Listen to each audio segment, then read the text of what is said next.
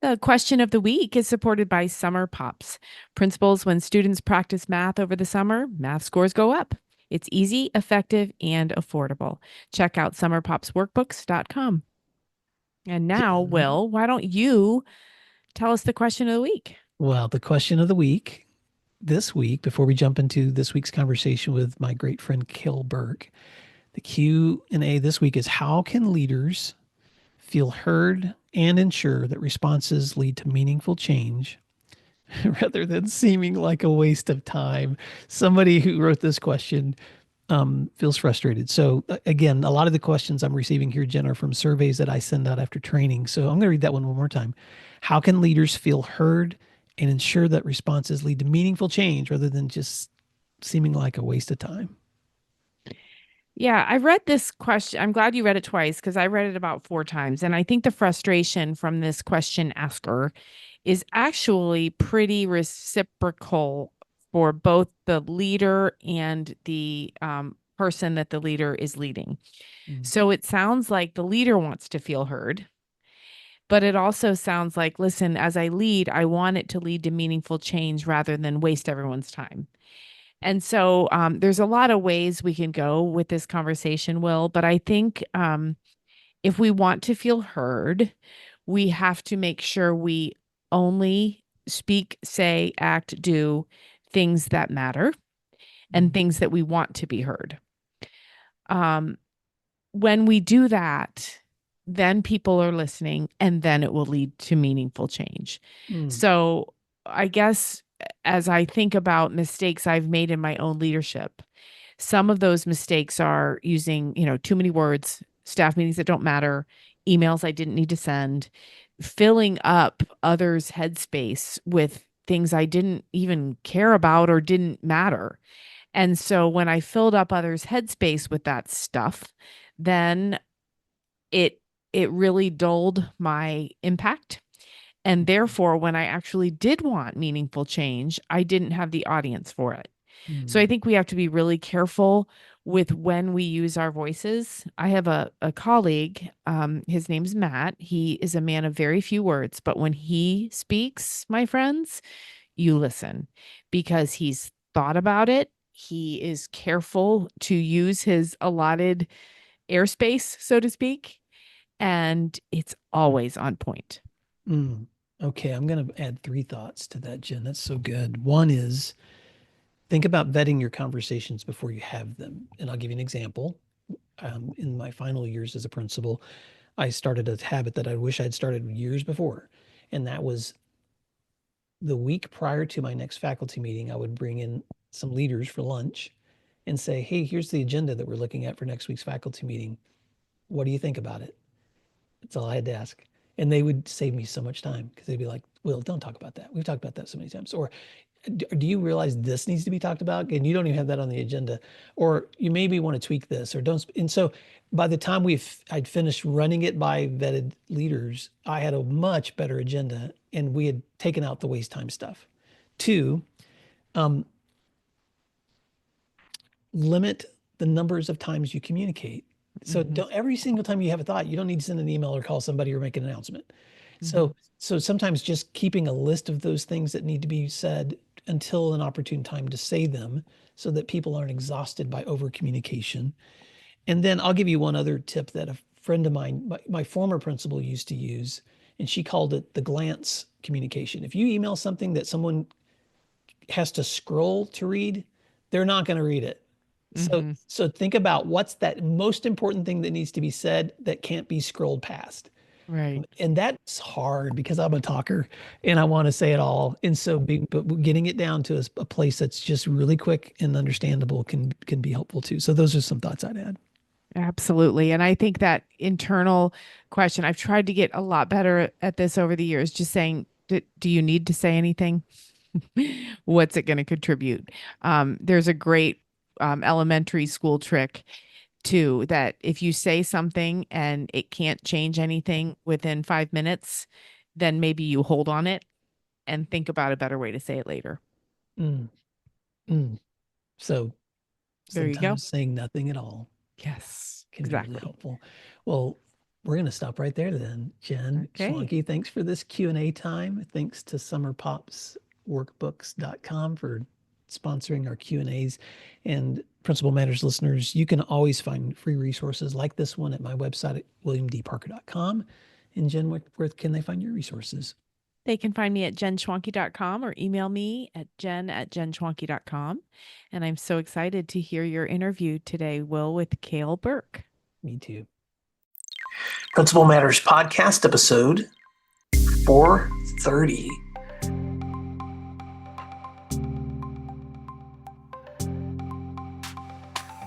Hi, friends.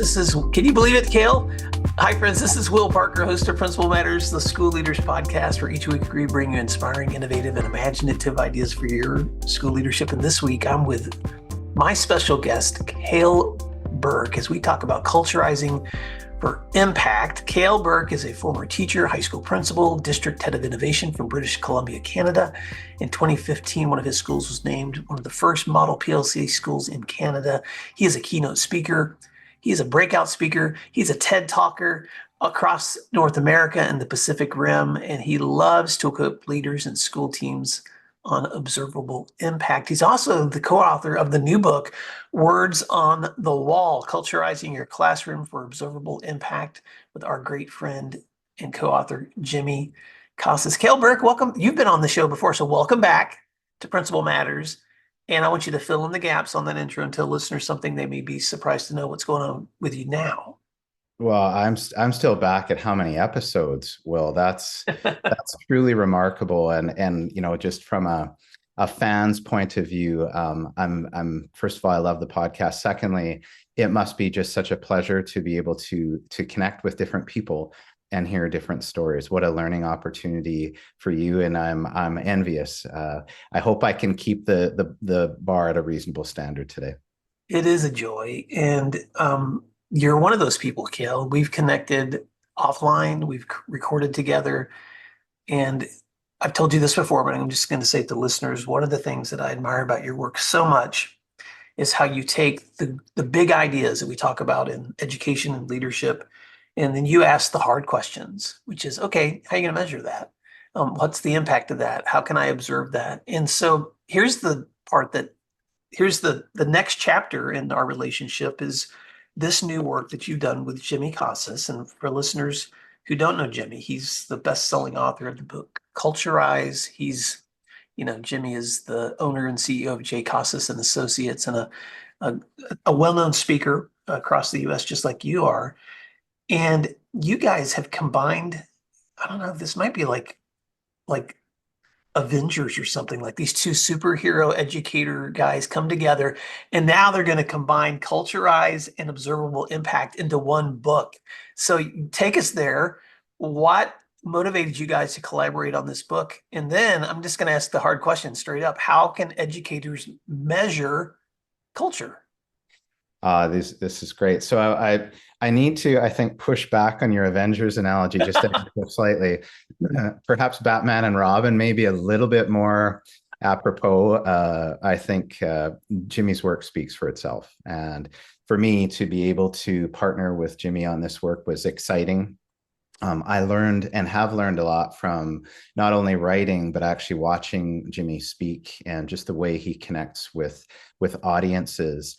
And yet pushes people, right? Asks permission, but pushes people to examine their own practice, right? And I think that's really where he and I sort of landed up. Jimmy and I knew each other through Twitter since sort of 2010, when Twitter was cool and people blogged and there was this sort of nice educational tone about it. And then met personally a few years ago, just at some different events. And I was reading Culturize, and I had written about observable impact. And a question that I had as thinking, putting my leader and school leader or even district leader cap on is so with the core principles, how could we make it so that people could actually think, now I know what this looks like, and more importantly, leads to in the classroom. Mm-hmm. So I was sitting in my car and I thought, you know what, I'm going to phone Jimmy and chat with him about this. And we ended up talking for I don't know, an hour, hour and a half. And by the end, we're like, I think we might need to write something about this. And that was really exciting because I think, the success of Culturize has been wonderful. I also think we're at and I don't know if you agree, Will, we're at a point in time where I think culture is being put to the test. What I mean by that is that, there are people that are, how would I say this? Leadership, going into leadership positions is becoming less attractive for people at certain points. Certainly, some of the districts that I've worked with, they're looking at 2/3 to 3/4 of their leadership population being within their first 5 years of education, never mind teaching, and they're already in leadership positions. And I think it's really about starting to change the narrative. And that to me is if we could start to granularize a little bit more what culture leads to in our classrooms so that it drives our work. Jimmy and I thought this was just a real opportunity to extend the work of Culturize. And I see this as the book as a I don't want to call it a sequel. It's sort of, it rides shotgun with Culturize because as we know, and I think you'd agree, well, a lot of principals go, okay, I get it, but how do I do it? And when I'm doing it well, what should I look for in our schools? And that's to me what was really exciting is starting to look at each of those four core principles and go, okay, so how do we help people develop their own framework? A key caveat, though, for the book, and that Jimmy and I wanted to be very cautious of, is we suggest a model and a framework. And the framework is a useful way to start to granularize some of those big terms. However, we never want to tell people this is what your culture should look like and lead to. I think there's a lot of books out there that sort of direct people that this is what it should look like. And yet we know, I think one of the most important things that an organization can do is start to develop that culture from the inside out, if that makes sense. And so while we gave a framework to folks, we wanted to make sure that we weren't saying, you should do what Jimmy and Cale say. It's more, here's a way that you can do it so that you have ownership over your own culture. And I think that was the motivation for us to collaborate on the book. And it's been a wild ride ever since. I like so many things you just said, Cale, that I want to reflect on. And I agree, culture is being put to the test in so many different ways than we ever expected. It's odd when you feel like you've seen it all, and then you wake up and realize every single day you see something you've not seen before. And I think school leaders have always had that experience, and I think education leaders, that will always be the way that it is. So thank you for that perspective of you and Jimmy aren't trying to, in this book, dictate what your culture should look like, but what you're asking is, how do you take those frameworks of what we know are the evidence of good culture, and then how do we, and this is where I want to just lean into your expertise, Cale. How do you actually know that those principles are existing? Because, and so I love it that you took the four principles of Culturize. And I'm going to ask you to use this example from the book, which is your culture checkpoints. And so to talk about how that was a helpful way for you to take those ideas and turn them into a framework for, or a lens in which to look at your school to see how are we actually doing. Well, I'll start a little bit with a story. I was driving home with my daughter about 4 or 5 months ago, and the book was in progress. And my daughter asked me, she says, of course, I still don't know that my children know what I do, but because they're sort of in their own worlds. But she's like, Dad, I hear you're writing a book with Jimmy. That's neat. And I said, yeah, that's great. She said, what's it called? And I said, well, right now we're thinking it's going to be called Words on the Wall. And right away, she looked at me and she said, we have lots of words on the wall at our school, but we don't do those things. And I looked at her and I said, I'm so glad you just said that, because to me, then the title lands. Because and I mean this, I love my daughters, but they're teenagers. They're in their world, but they're in the school world and they see those words everywhere on the buildings. So I think the piece for me that we need to do is everyone says they're doing things, and we're working hard, but it doesn't necessarily pass what I would call, and we refer to in the book, the teenager test. And the teenager test to me is this. And I'm picking on my daughters and I love them, but let's say that my youngest daughter had lost her phone, which I'm sure, Will, has never happened for you and your family. But there are a few things that cause more angst in the Birk household than when one of our children can't find their phone. And so if Kate comes running to me and says, Dad, I need to find my phone. Where's my phone? And I turn to her and say, Kate, you need to be resilient. Kate's response right away would be, I am resilient. And without qualifying what we mean by resilience, anyone can say that. But if I say to Kate, a resilient student is someone who makes multiple attempts and uses multiple strategies when they encounter a challenge. Kate would go, oh no, I'm not resilient at all. And she'd start laughing.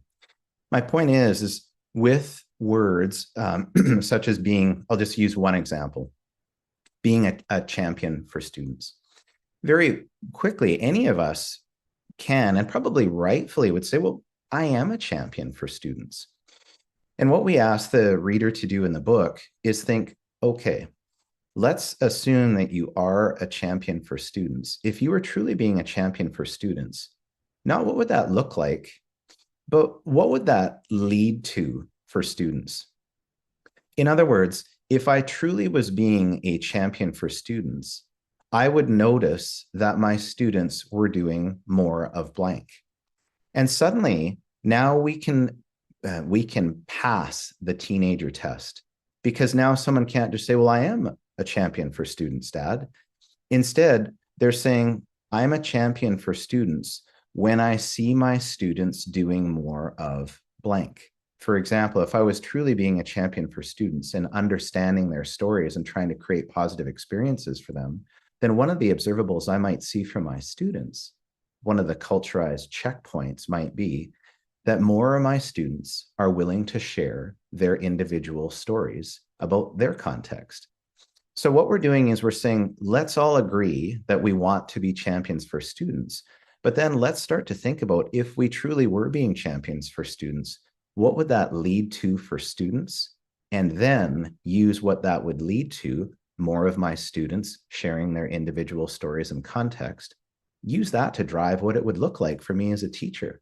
Because if I truly, and there's a word, and I want to give a shout out to a friend of mine, Brenna, who is a coordinator of inclusive education in a district here in British Columbia. She said to me, Cale, try not to use the word all, try to use the word each. And I love that, because each just makes you think of every student in the classroom. Mm-hmm. So if we truly wanted each of our students to be able to share their individual stories, well, now it makes us think, boy, as a teacher, I wonder how I could get each of my students. I might have to give them different opportunities, different choices at different times. In other words, we're using what it leads to drive what it looks like, and the tasks and activities that we would see in the classroom. So truly, what we wanted to do, Will, is to make sure that we can all pass the teenager test. And we also have two other tests, which is the civilian test, which is we speak a language, of course, that many of our friends who are not in education go, what are you talking about?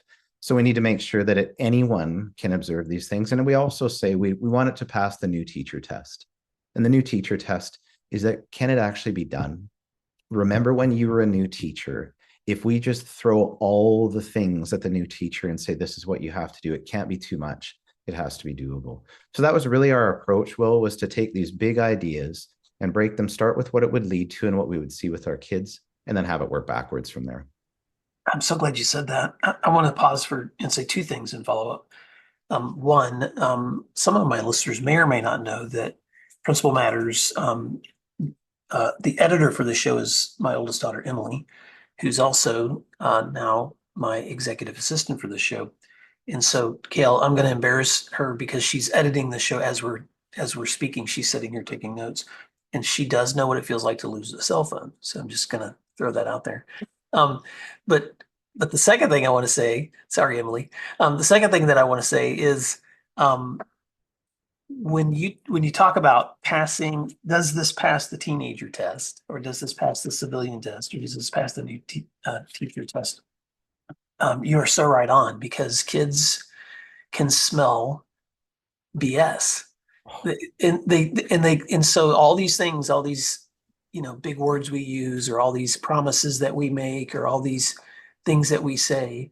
Um, but I would say most of us can smell BS too when we're sitting in PD, or when at a Yep. staff meeting, or when we're at some kind of assembly. And so those things that we just say over and over and over again, all students can learn. They become empty unless you're actually able to measure. Well, show me how that's actually happening. So I want to just pause for a second, because you're just inspiring me to think about this example too in my own work. I've developed some statements that I like to do as a self-assessment, and some of these came from also from reflecting on Jimmy's work too. And so I'm just going to read four of the statements out loud because they're helpful for me, and they're something I do with leaders on a regular basis, where I'll say, "All right, just on a scale from 1 to 5, rate yourself on the following statements. Statement one: I've been visible with every student, every teacher, every day. Statement two: I've been listening to or reading or meditating on helpful books or lessons. Statement three: I've been making healthy choices in my sleep, nutrition, exercise. Statement four: I've been faithful to my loved ones with my time and attention." And the goal of those statements is to push me or anyone else that's using them to then ask the question: is this passing the BS?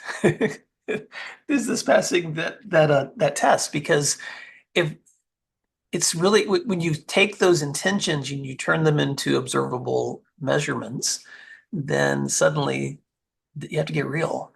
So, man, Cale, this is so glad that you guys have have done this. I want to ask you, feel free to respond to that before I ask my next question. Well, I think the question that we can add to augment what we're saying is if I'm visible, to borrow one of those phrases, Mhm, what will I observe from my students as a result? And I mhm, think that's a different question. And what that does, because I could want, as a leader, and gosh, it's so busy, and leader, teacher, that we think, okay, I need to be visible. So we're running into classrooms, and I used to sometimes play fun uncle and go into the biology class and pull on the frog's legs and see how the kids were doing and all that sort of stuff. And so one might say I was visible, but when we're so busy, what's the purpose of our visibility? And if mhm, we truly were visible, what would we want to see from our students, from our educators, and from the tasks, activities, and assessments in a classroom? Because we hear about this concept of leadership versus management. I think it's a red herring. I think we have to think of leadership through management and leadership during management. So we have to be very, I think, purposeful in defining, because truly, even if we were, in quotes, visible, if it's not leading to me to demonstrable changes that we see in the classroom, it's a nice thing. And sure, we love to see our principal in the hallway. But I hope that we can start to say, you know what, if I'm visible in my school, these are 2 or 3 things I'd like to observe more frequently in my students, my educators, and what I'm seeing in the classroom. And you're actually pointing out something, and it's a nice segue, because developing culturized checkpoints, and one of the chapters is it's not a spectator sport. And we talk about what we would see from students, educators, and tasks, but we also talk about, and what's the leadership that would be required to help make that happen. And I think that's critical. We're not saying to students, do these things. We're not saying to students and teachers, hey, you should do these things. We're saying, as leaders, if we truly want our students to be able to share their stories, their unique stories about their individual context, and we want teachers to use multiple modalities in order to get each of their students to do that, then what does a staff meeting look like where we are modeling some of the practices and getting to know our teachers' individual context and having them share their stories? And if we want teachers to individually conference with students, as a leader, what's my role in modeling and actually individually conferencing with my educators so I understand their stories? So we're very clear that it's not just, hey, they should. And I think this is one of the things when we see behavior matrices, for example, you'll see them around schools. I've always found those puzzling, Will, because if behavior matrices do not have an adult and a task component, I don't understand them, because all they are is a bigger, bolder set of expectations for what we want from kids. Of course, we want kids to walk down the hall and be polite and empathetic to their peers. The question becomes, but what's my role as an educator to make that happen? And what are the activities that are going to allow my children to practice these skills? So what I hope is that for all those folks out there that are working, for example, on behavior matrices, which is, laudable, I think this is a different approach that actually has us take that sort of matrix approach and make it more 3 and 4 dimensional, so that it's not just student, it's educator, it's the activities in the classroom and what we do as leaders to help create that. The challenge, Will, is in truth, it's more work. But I think what it is, it leads to the culture that we want to see, because it says that all of us, each of us, there I caught myself, thank you, Brenna, each of us has a role to play. Let's take a moment to thank our sponsors, and then we'll be right back. Everyone talks about the power of data-driven instruction, but what does that actually look like? Look no further than iExcel, the ultimate online learning and teaching platform for K-12.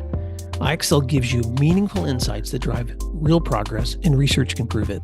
Studies in nearly all 50 states show that schools that use iExcel outperform other schools on state tests.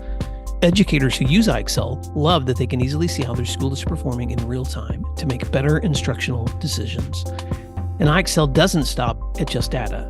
iExcel also brings an entire ecosystem of resources for your teachers, with a complete curriculum, personalized learning plans, and so much more.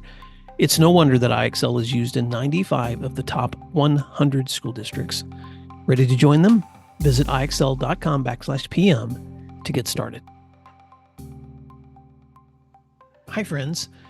Did you know that Principal Matters, the School Leaders Podcast, has been downloaded over 1.5 million times? We are so proud to share conversations, interviews, and resources to support leaders like you who are serving school communities worldwide. And I'd like to invite you to explore our books, our professional development offerings, our Grow Academies, our masterminds, executive coaching, and keynote presentations, because we're here to help you and your teams build schools that you're proud to call home. So here's my question. How are you planning to keep growing in the semester ahead? We're booking events right now for the next 2 years, and we would love to serve you in person or virtually. So visit williamdparker.com and click services, or email me at will@williamdparker.com to connect. I would love to hear from you. Thank you, and I hope you enjoy the rest of today's show. You're listening to Principal Matters, the School Leaders Podcast. Well, what I appreciate about your work, Cale, is you don't only challenge fellow educators to think about how they can actually measure observable impact, but you do a lot of work to help us learn how to do that as well. I love it that you push back on some of those observable statements that I quoted by asking that follow-up question: if I am visible, what will I observe from my students and teachers as a result? Because there's always that next question that leads you to that deeper understanding and that better application. Can you talk a little bit about layering change and why it's so important to, as you guys in the book say, decrease the distance between the implementation and actually the experience? Well, in truth, I wrote a book, I don't think anyone ever read it, years ago, called Changing Change, Using Learner-Centered Design. And it struck me years ago that if change is one of the most difficult things that we do, then why don't we change the experience of change? In other words, you hear there's, how many books have been written about change and change theory and all this sort of stuff. And it strikes me that we can write every approach that we want, but maybe we actually have to look at the experience of change for adults and for kids too. But, in our context, I'm thinking about our educators and our leaders. And I think that what ends up happening a lot of the time is that, even well-meaning solutionitis, where we tend to solve the problem in absence of those who are going to be using the solution. And so layering change to me, I think, and I wrote about this in Drift, and we certainly brought this across, I think, a little bit in Words on the Wall, was that layering change is really about changing the user experience of change by co-creating with people. And I think one of the pieces that's vital when we talk about checkpoints is first of all, co-creating checkpoints is hard. I want to rephrase that. It's challenging. But it's funny when I work with people about observables, it's not out of the realm of possibility. It's you, and I love what you said, Will. It's asking the extra question.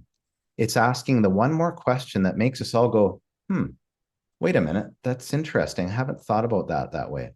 And what I've found with districts that I've worked with for in a number of years is they become quite well versed in being able to make things observable and ask, I wonder what I would notice or if I'm thinking of the most resilient student, what would I see in them? They start to create those phrases to start to change their thinking about how they can arrive at that. But by doing this with the staff, this is how we layer, is that we start to, it's a formative process. And what Jimmy and I try and, when we're doing our workshops and things like that, is we talk to folks about, okay, what are the skills? If you were to create the culturized checkpoints that were highly observable, they met the teenager test, the civilian test, the new teacher test. What are all the skills that you as a staff would have to do and demonstrate to do this? Well, they would say, well, we're collaborating, we're thinking critically, we're challenging each other respectfully, we're thinking about what this feels like for us, we're adapting, we're applying, and they're naming all these higher order skills. And I'll write them just as fast as I can.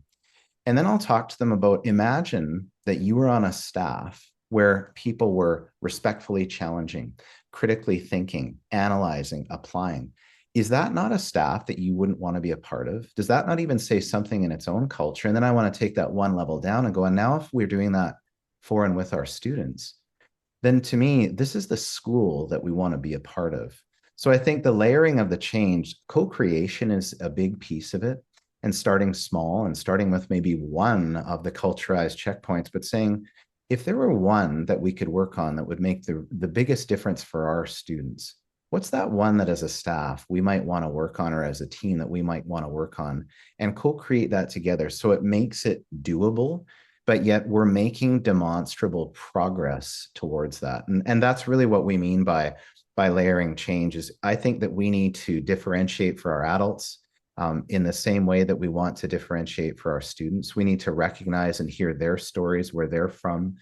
And by having them a part of the process, one of the things, and you've seen this too, Will, in your work, where well-meaning leaders run through the process of creating whatever it is, the behavior matrix, the culturized checkpoints, the vision, the mission. And we do that because we say our teachers are so busy, I just want to take it off their plate. But in fact, we're robbing ourselves of a formative opportunity to understand, where are our teachers at? And how can we layer that change for them? So that's really where that came from. You're reminding me of a conversation I had the other day with a leader who is in a leadership position where they're responsible for analyzing student data, reporting back to the board. And this leader was presenting that work to colleagues. And one of those colleagues, after seeing areas where students were deficient, just responded with the question, well, what are you going to do about that now, to this leader? And that leader had brought that question to me, just trying to think through what are the next best steps. And it's interesting, Cale, because we went through kind of a thought experiment together in terms of let's take yourself back to your classroom years. What would you have done in that moment if this was happening in your own classroom? And then translate that. What would this look like if you were trying to do this at a building level? And now you're looking at this larger scope across an entire learning community. And it was interesting because where we ended up landing was on the question, if you could have the outcome that you want, what would it look like? And that question brought it full circle back around to this leader recognizing that when someone asks the question, what are you going to do about that? In this leader's experience, the answer became, actually, I need to sit down with the people involved and ask them for their input so that together we can begin to imagine what are the outcomes that we want, and let's collaboratively figure out these solutions together. Instead of me trying to individually dream up the solution, I'm Wow.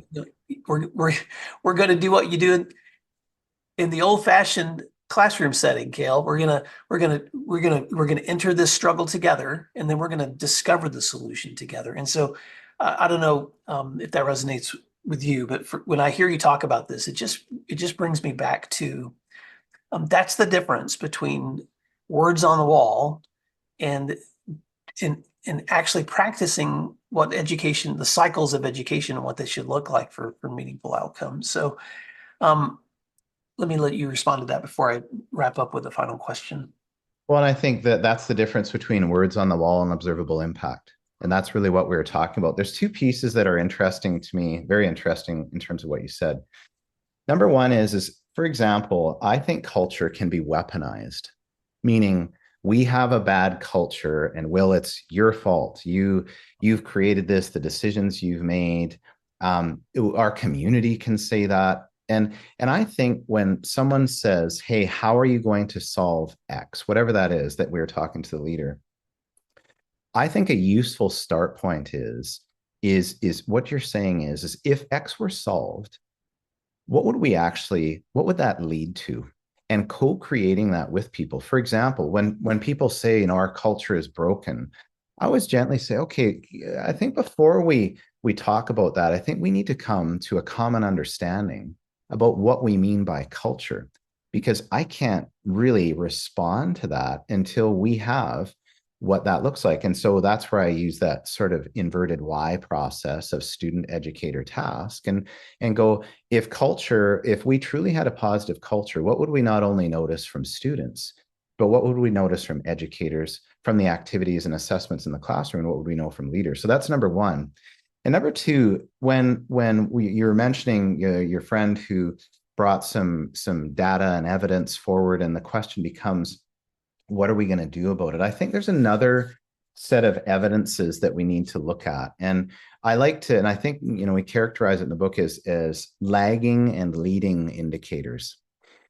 I think a lot of the times we focus on lagging indicators, and another version of lagging indicators would be what I might call educational box scores, sort of what we see at the end. And I think because we focus so much on those, we can tend to just sort of run around and try and find a solution.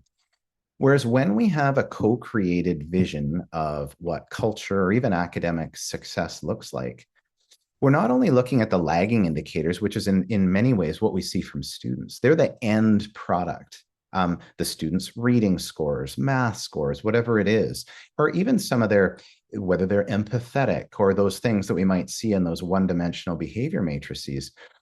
What I'm more interested in is if that's what we're seeing in the classroom, I wonder why. And in other words, if I wanted to lose weight, I might look at how many belt loops I'm going to go down, or maybe I'm measuring, or if I'm really sophisticated, I might use calipers and sort of some of those other measures. But those are all lagging indicators. The leading indicators to me are, am I getting exercise? Am I trying to eat relatively healthy? Am I perhaps on a weight training or a yoga program? And I think we would all agree that if I'm not willing to do the running, the cardio, whatever that is, the eating properly, then in other words, if I'm not looking at the frequency of leading indicators, then it really should come as no surprise. Now, some of us, I guess, out there are fortunate. They don't have to worry about some of those things. They're just naturally fit and all that sort of stuff.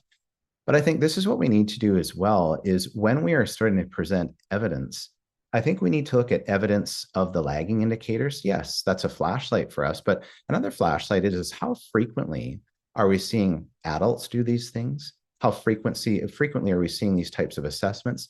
And how frequently are the leaders doing those things from our co-created vision? And that, to me, Will, is why it's so important to have each of those people around the table. So when we co-create that vision, it's not just sort of pointing fingers, it's us saying collectively, let's do this. And I think, I don't know if you agree, but one of the biggest mistakes we make with an observable vision is that we have the vision, but we don't use the vision.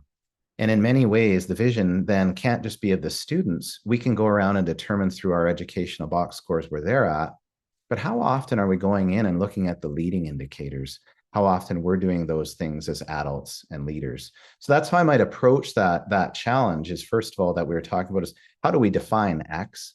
And secondly, let's make sure that we're not just looking at those lagging indicators, the results. We're also looking at the leading indicators, because I think we can actually do more about the leading indicators that would lead to more of the lagging indicators. So that's how I might approach that situation with that leader, using the background that we are in Words on the Wall. No, I love that. And I'm probably gonna end up stealing that analogy, Cale, because I really want to chew on that. Your leading indicators are the positive actions that are going to produce healthier outcomes. Your lagging indicators are those reactive or the results of behaviors that have already happened that often show you, in some cases, the failure or lack of growth or whatever it is that you're concerned about. And you're right, as leaders, a lot of times we spend our time digging into data in trying to respond to the places where we've failed or failed to grow. And what I hear you saying is, that's fine. You need to analyze um, where the gaps are in growth. But just as important, or I would say sometimes even more important, are what are those behaviors that produce the kind of results that you're wanting, and you've got to make sure that those are intentional and deep and meaningful. They can't just be a list of actions that you do on a piece of paper, or you show up in a meeting and you go through the checklist. But these are, I'm sorry, I'm just thinking of a garden analogy. Like, you and I could both know that to grow a great garden, you need good soil, you need fertile soil, you need to be able to keep the weeds out, you need to have good sunlight and water it a lot. Well, those are leading indicators. But I could buy a bag of soil and dig up a spot in the ground, stick it there, put some seeds in, and then water it and hope it's going to turn out fine. But I'm probably going to do a whole lot better if I actually have understood the components of a good garden better, like maybe composting, or maybe making sure that I've placed the right kinds of seed in the area for sun or shade, or maybe that I'm watering it at the right times, not just watering it, daily, but watering at the right times. And so those leading indicators are going to give me a way higher probability that my garden's going to turn out okay than just watching it die and then spending all my time studying the death. So I don't know if that analogy helps, but that's what's going on in my mind. Well, you're bang on, and this is where in the model in the book, the culturized checkpoint, we call the sort of first checkpoint that we make with our students needs to be directly linked to the teacher action. So it's not we blurt out a bunch of things about what kids should be doing, or we would see from kids if we were being champions for students, and then we blurt out a bunch of things, which is the analogy that you're saying. Of course, soil and all those sorts of things are important, and nutrients and water. But part of it is if we think about specific plants, the actual soil structure that's there, all those different things, when we get into the granularity of what it is, in fact, soil, water, and all those things, the amounts, the different things, it's a lot more nuanced. And I think, in some ways, to borrow from Heifetz, we also have to look at our leading indicators in some ways as experiments, right? That we're saying, you know what, I think that if we truly want each of our students to be able to share their individual stories about their individual context with their peers, we're going to try some different things. Our best hypothesis is we're going to do this. And this is where, when we start to really dig into the work with schools in creating and then utilizing their culturized checkpoints, is that we try them out. But we try them in such a way that when we are doing them, we create a lot of what we call when-then patterns. When we did this, then this is what we noticed from our students as a result. And now Will and I on a collaborative team might try a few different things, and we come back and go, you know what? We've tried this with 2 different groups. We've tried this over the last couple of months, and we're actually noticing it's not leading to that happening, that lagging indicator at a higher frequency. This is okay, because what it tells us is that we might need to look at something else. In other words, going back to your garden analogy, that we're watering way too much. Like we thought we would just hose it off, and well, actually everything's floating and it's all dying. We should stop that now. Otherwise, it doesn't pass the teenager test. I do water my garden. Well, of course you do, but it's 6 feet deep with water and everything is underwater. You know what I mean? So I think if we can look at these as sort of experimental, where we're saying, if we try this for this set period of time, then our measure of success is not that we're working really hard, we're trying these things really hard. Our measure of success is, are we seeing those connected lagging indicators at a higher frequency? And you know what, Will, I find even as I'm saying this, I make it sound in some ways harder than it is. It's not. It's actually just being really specific about what it would lead to, and then being cognizant of the actions that we have that might lead to that at a higher frequency. And I think that as we start to create what we might say is a 4D high resolution picture of what each of the culturized checkpoints and core principles looks like, I think what it does, it gives us a chance. It gives us a chance to have great conversations with each other. It gives, imagine, I see those matrices in schools, and it's all about students. It's students will, and when we're walking in the halls, we'll be good in the bathroom and won't turn the water on and all that stuff, or whatever it is. But wouldn't it be nice if our students saw that actually this is what we're going to do as educators, and this is what leaders are going to do, and this is what it's going to look like. These are why we're going to use these types of assessments and tasks. And wouldn't it be interesting if our kids said, hey, you know what? One of the things that we said is that we develop, we are champions for students at our school. But right now we notice that we're not doing these things very often. At some point, if we say that culture is everyone's responsibility, doesn't it make sense that all of us have that common North Star that we've co-created that fits our school, that we can actually point to, so that we move beyond words on the wall to actual impact that we can all observe? And to me, if our kids can observe it, if my daughter says we have lots of words on the wall and we don't do that, that's on us. And I think we can do something about it. And I hope this book gives people hope, because it says, wait a minute, culture is important, but this is what I can actually do. And that's, to me, what's most exciting. Well, Principal Matters listeners, I want you to check out the book, Words on the Wall, Culturizing Your Classroom for Observable Impact by Cale Birk and Jimmy Casas. And Cale, in just a moment, I want you to let listeners know how they can stay connected with you. But I just want to say this as we wrap up, because I know you and I love to just explore all the nuances of our thinking. But this book is chock full of just really practical applications. So let me just give you one example from the chapter on Champions for Students, where you create just a short assessment.